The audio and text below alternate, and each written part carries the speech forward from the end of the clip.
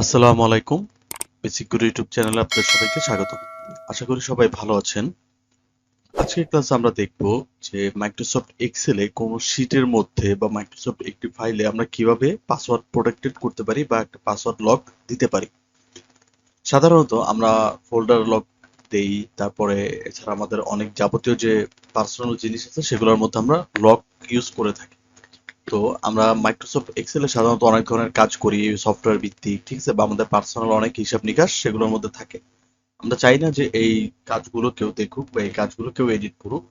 তো আমরা চাই যে আমাদের একটি নির্দিষ্ট ফাইল বা নির্দিষ্ট একটি ডকুমেন্ট আমরা পাসওয়ার্ড প্রোটেক্টেড করতে। তাহলে সেটার জন্য আমরা এখান থেকে প্রথমে চলে যাব ফাইলে।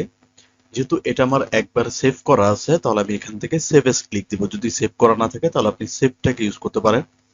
তো এখান থেকে আমরা সেভ এসে ক্লিক করব। সেভ এসে ক্লিক করার পরে আমি ব্রাউজ করব, মানে কোথায় আমি এই ফাইলটাকে রাখতে চাই। তাহলে আমি আপাতত ফাইলটাকে ডেস্কটপে রাখতে চাই। এটা আমার মান্থলি স্যালারি শীট লেখা আছে, এখানে আমি 2 দিয়ে দিই। দেন এখান থেকে আমাদের আছে এক্সেল ওয়ার্কবুক, এটাই থাকবে। আমরা যদি এটাকে একটু ছোট করি তাহলে এই যে সেভের আগে বা সেভের আগে দেখতে পাবেন এখানে টুলস লেখা আছে। এই টুলসের মধ্যে ক্লিক করব। ক্লিক করে এখান থেকে আমরা নিব জেনারেল অপশন। জেনারেল অপশনে ক্লিক করার পর এখানে আমাদের জেনারেল অপশনে একটা ডায়লগ বক্স চলে আসবে।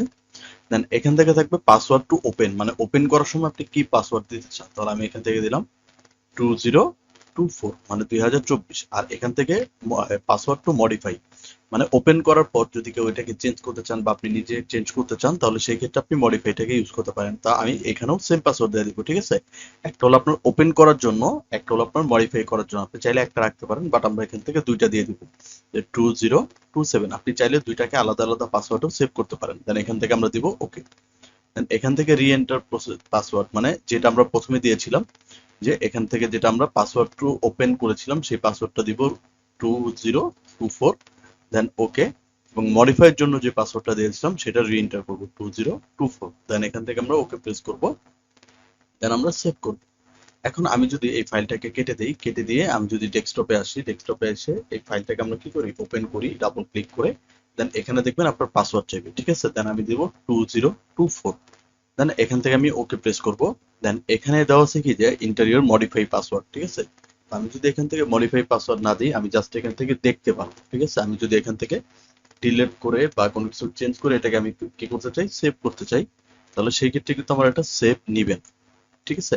তো আমরা এখান থেকে কি করতে পারি, আবার কেটে তারপর আমরা এখান থেকে ডাবল ক্লিক করে ওপেন করব। ওপেন করার পর এখান থেকে পাসওয়ার্ড দিব 2024। দেন আমরা এখানেও রিমডিফাই পাসওয়ার্ড দিব 2024। দেন এখান থেকে ওকে প্রেস করলে অটোমেটিক ভাবে দেখবেন সেটা আপনার ওপেন হয়ে গেছে। কারণ আপনি যা করবেন এইভাবে আপনি সেভ করে নিতে পারেন। তার আজকের ক্লাস ছিল এই পর্যন্তই। যদি ভিডিওটি ভালো লাগে সাবস্ক্রাইব করে যাবেন। সবাই ভালো থাকবেন। আসসালামু আলাইকুম।